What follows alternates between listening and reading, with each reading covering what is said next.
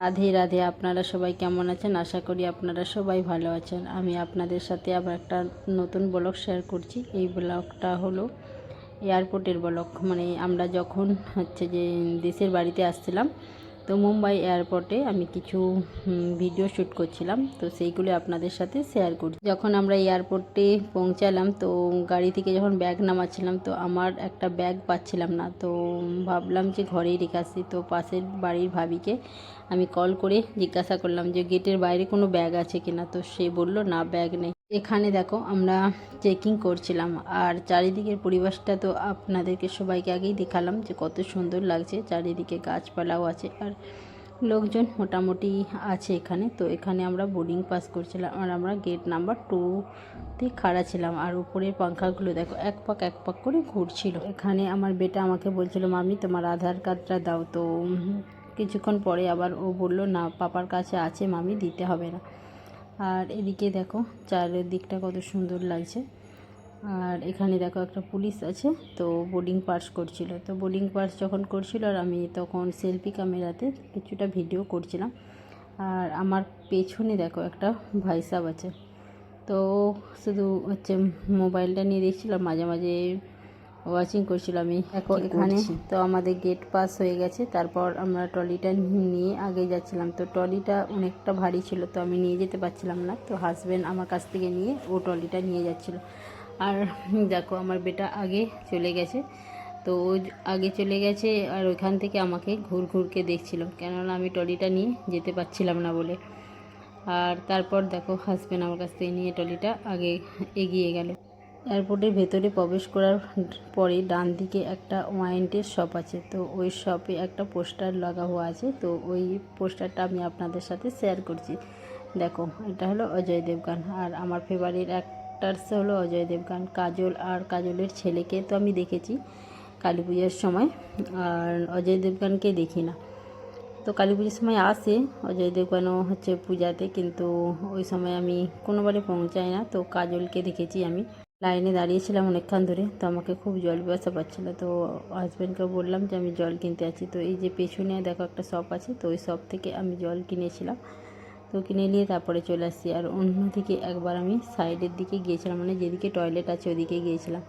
তো ওদিকটা আপনাদের সাথেও একটু শেয়ার করি। দেখো এখানে যে গাছগুলো রয়েছে না, খুব সুন্দর দেখতে। আর সাইডে একটা মিলিটারি পুলিশও বসে আছে, আর সবাই এন্ট্রি করছে এদিক দিয়ে। আর তারপরে আমার হাজব্যান্ড আমাকে ফোন করে ডাকলো যে চলে আসো। তো আমি দেখো একটা আমের ব্যাগ নিয়ে হাঁটছিলাম, হাঁটতে তো পারছিলাম না, খুব কষ্ট হচ্ছিল। ছেলে আর আমার হাজব্যান্ড আগেই চলে গেছে, তো আমি লাস্টে একা যাচ্ছিলাম।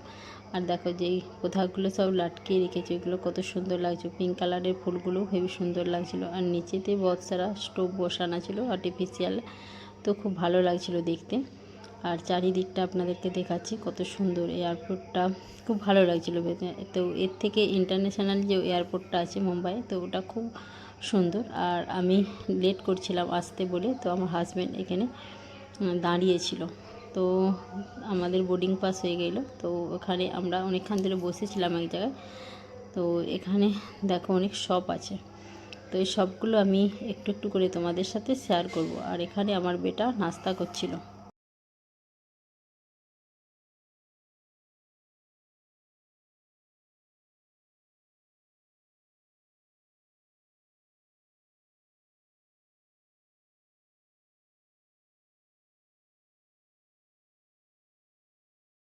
যখন নাস্তা খাচ্ছিল, তো আমাকেও বলেছিল মামি নাস্তা কিছু খাবে নাকি। তো আমি বললাম না, খাবো না। তারপরে আবার কিছুক্ষণ পরে আমি ওকে বললাম বাবার কাছ থেকে পয়সা নিয়ে আসছি, তাহলে আমিও কিছু কিনবো। আর খিদেও পাচ্ছিলো আমাকে একটু, তো সেই জন্য ওর বাবার কাছ থেকে পয়সা নিয়ে এসেছিলো। তো আমরা শপে গিয়েছিলাম। দেখো এখানে একটা শপ আছে, তো বেকিংয়ের সব কিছু পাওয়া যায়। আর বহুত সারা চকলেট আছে। আর তারই পাশে একটা জুয়েলারি শপ আছে। তো এখানেও দেখো কত সুন্দর সুন্দর যে জিনিস পাওয়া যায়। আর ভেতরটা তো চলো আপনাদেরকে দেখাচ্ছি। এখানে ইয়াররিংগুলো কত সুন্দর আছে, আর শাড়িগুলো খুব ভালো লাগছিল, কিন্তু এখানে প্রচুর মেঙ্গা। তো ইয়াররিংগুলো আমি কিছু প্রাইস জিজ্ঞাসা করছিলাম।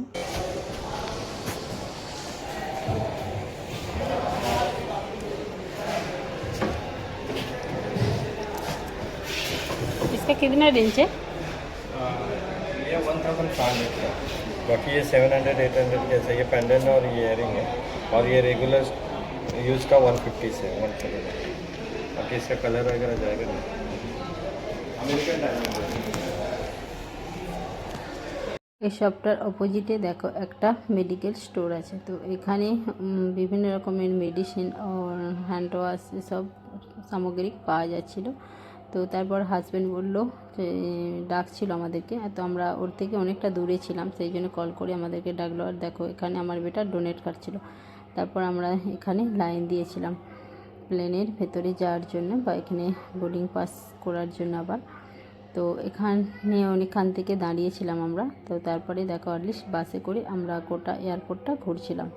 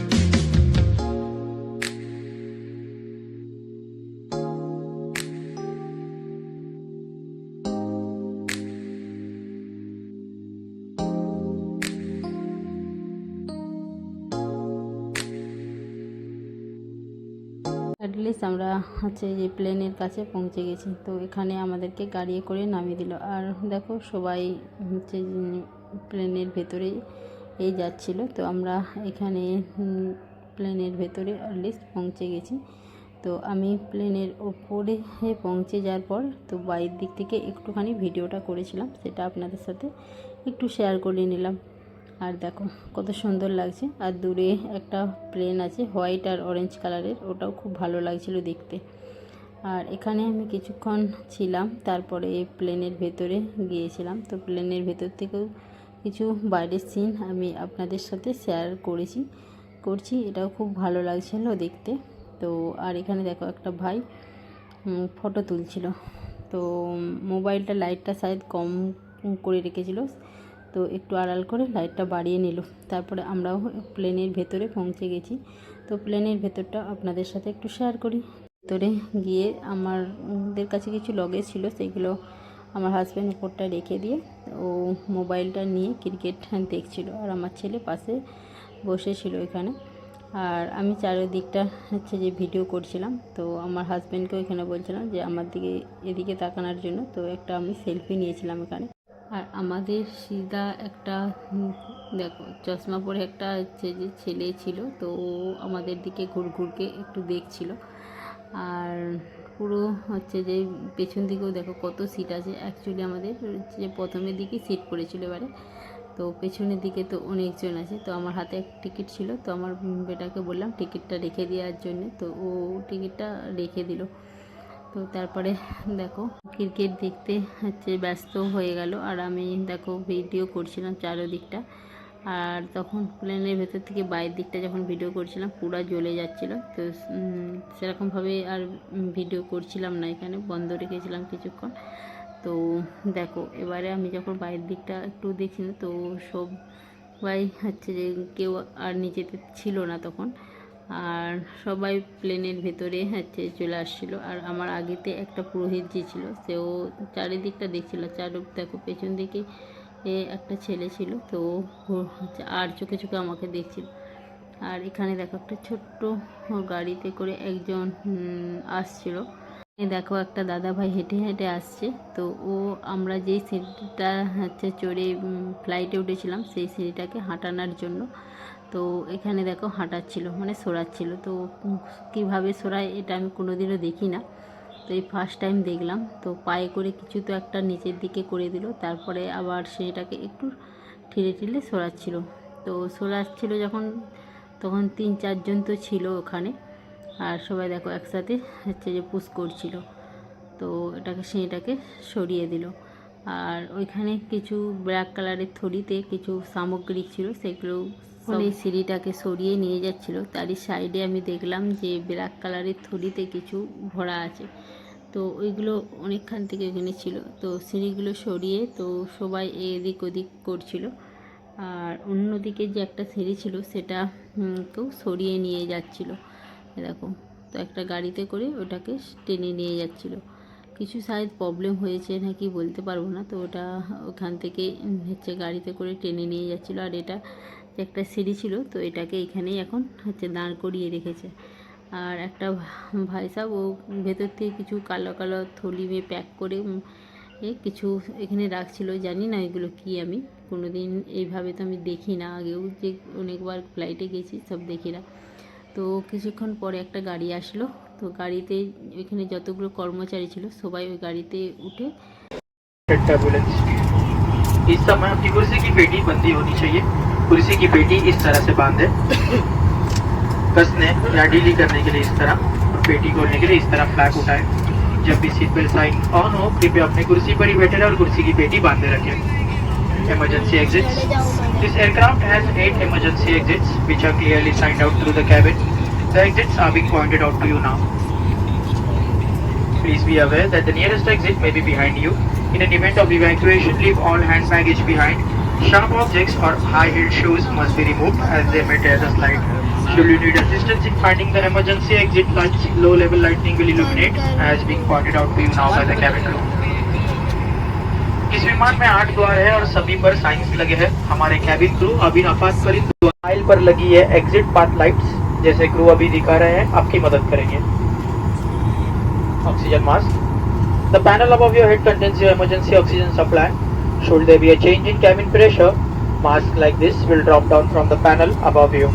Stay mask towards you. Place the ensure to fit your own mask first before assisting others. Cabin में हवा का दबाव कम होने पर ऑक्सीजन मास्क अपने आप ऊपर वाले पैनल से नीचे आ जाएंगे। कृपया अपनी कुर्सी पर ही बैठे रहें। ऑक्सीजन मास्क को अपनी तरफ खींचे, नाक और मुंह पर लगाए और इलेक्ट्रिक स्ट्रैप से इसे ठीक से कस लें। स्ट्रैप को एडजस्ट करने के लिए इसे आगे की तरफ खींचे। मास्क लगाने पर सामान्य रूप से सांस लें। पहले अपना मास्क पहने फिर दूसरों की सहायता करें। Life jacket.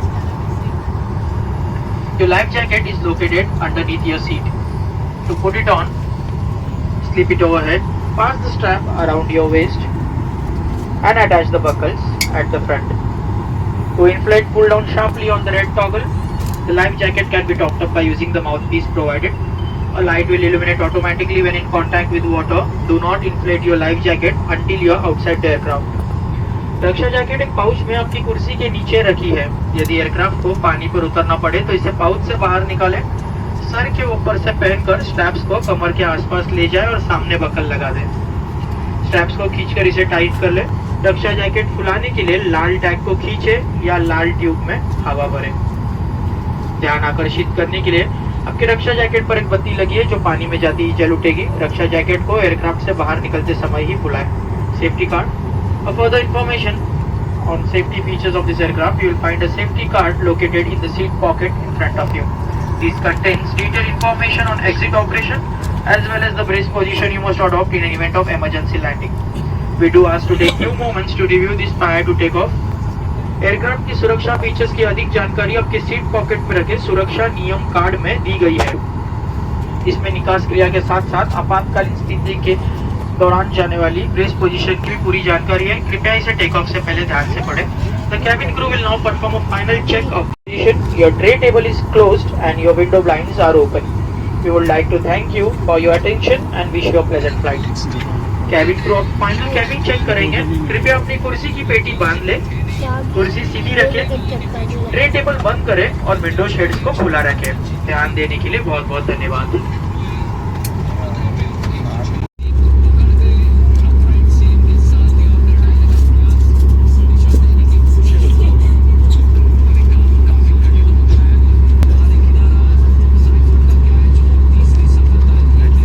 ফ্লাইটে অ্যানাউন্সমেন্ট করার পর ফ্লাইটটা যখন চলতে আরম্ভ করলো তো চারিদিকটা আমি তখন ভিডিও করছিলাম। কত সুন্দর লাগছিল দেখতে, আর আমাকে খুব ভালো লাগছিল এখানে যখন আমি ভিডিওগুলো করি।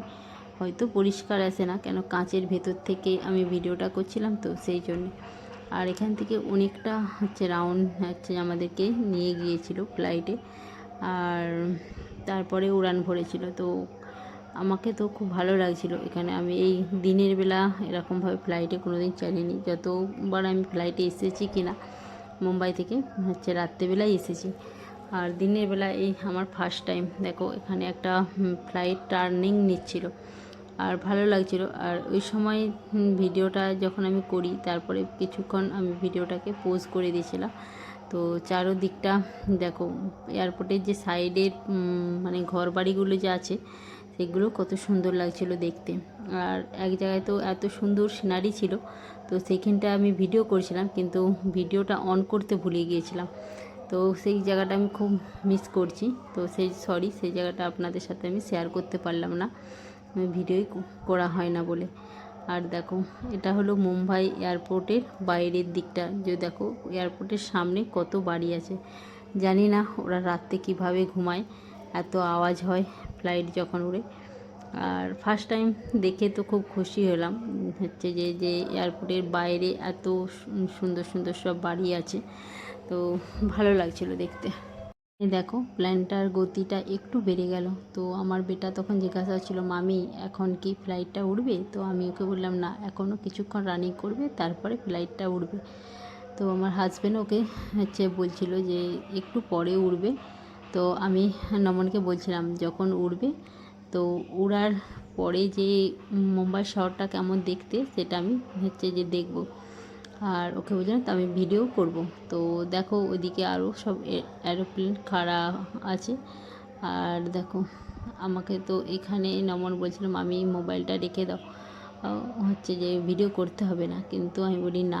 তো দেখো এখানে গতিটা প্লেনের আরও বেড়ে গেছে। তো এবারে প্লেনটা উড়বে। আর চারিদিকে দেখো কত হেলিকপ্টারও এখানে দাঁড়িয়ে আছে। তো দেখো এখন এবারে উড়ানটা যে মানে ফ্লাইটটা উড়ছে। তো উড়ার সাথে সাথে গাটা একটু যেন আমার হালকা হয়ে গেল। তো এখানে ফ্লাইটটা অনেক উপরে উঠে গেল, মানে অনেকটাই উপরে। আর উপর থেকে যেসব বিল্ডিংগুলো যে কী বলে 20-25 মহলা 30 মহলা তানিক আছে না, তো সেগুলো খুব ছোট ছোট লাগছিল। আর রাস্তাঘাটের গাড়িগুলো একদম ছোট ছোট লাগছে দেখতে, কিন্তু হেবি সুন্দর লাগছিল। তো আমার হাজব্যান্ডকে আমি বলছিলাম দেখো কত সুন্দর লাগছে। তো পরে আমি ওকে ভিডিওটা দেখাচ্ছিলাম যে দেখো এত সুন্দর লাগছে যখন ওপর থেকে আমি এই ভিডিওগুলো করেছিলাম। এখানের ঘর বাড়িগুলো আমাকে তো খুব সুন্দর লাগছিল ওপর থেকে দেখতে। তো আপনাদেরকে কেমন লাগলো কমেন্ট করে একটু জানাবেন। তারপরে সমুদ্র পড়ে গেছে, দেখো সমুদ্রে এখানে তো শুধু জলই জল, কোন পুরো হোয়াইট হোয়াইট লাগছে দেখতে, আর ভালো লাগছিল ওপর থেকে দেখতে। আর আমার হাজব্যান্ডকেও পরে আমি যখন ভিডিওটা করে ওকে দেখিয়েছিলাম না, ও বলল খুব সুন্দর হয়েছে ভিডিওটা, আর দেখতেও খুব ভালো লাগছে। আর এইগুলো যে পানির মধ্যে এগুলো কী ছিল আমি আর এখন মনে নেই। আর সমুদ্রের মাঝখান দিয়ে যে একটা রাস্তা হয়েছে ওটা আপনাদেরকে দেখো একটুখানি জাস্ট দেখালাম, খুব সুন্দর লাগছে দেখতে। তারপরে পুরোটাই পানি আর পানি। আর তারপরে দেখো আকাশের উপরে যে ক্লাউডগুলো আছে সেগুলো আমি আপনাদের সাথে কিছু শেয়ার করছি। আর এগুলো দেখো দেখতে এত সুন্দর লাগছে, ফ্লাইটের উপরে উঠে যে আকাশটাকে কি বলবো, যেমন মুগ্ধ হয়ে গিয়েছিলাম।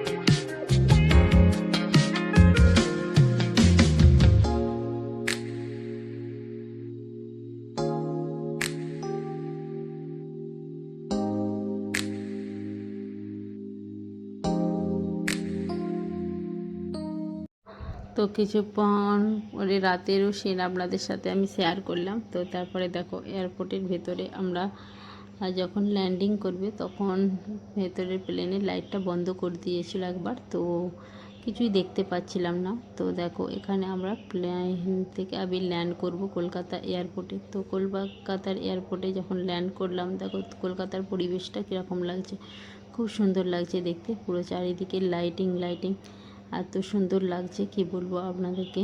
তো ভিডিওটা আমি এখানে এন্ড করছি। তো এর পরের যে ভিডিও আমি শ্যুট করছিলাম সেটাও আপনাদের সাথে শেয়ার করব। তো যখন এডিটিং হয়ে যাবে তখন আপনাদের সাথে শেয়ার করব। চলো এখন রাখছি, বাই বাই, ভালো থাকবে, সুস্থ থাকবেন।